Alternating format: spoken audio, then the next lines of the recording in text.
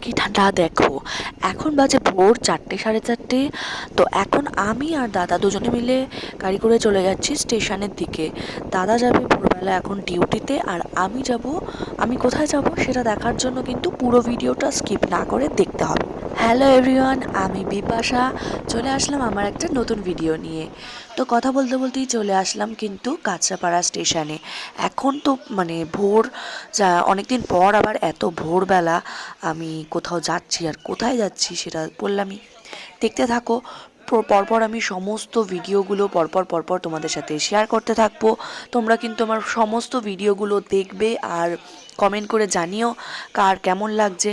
তো স্টেশনে এসে আমি অপেক্ষা করছিলাম, দাদা আমার জন্য টিকিট কাটতে গিয়েছিল, কারণ এত ভারী ব্যাগ নিয়ে আমার একা ওই পারে টিকিট কাটতে যাওয়া সম্ভব ছিল না ভোরবেলায়।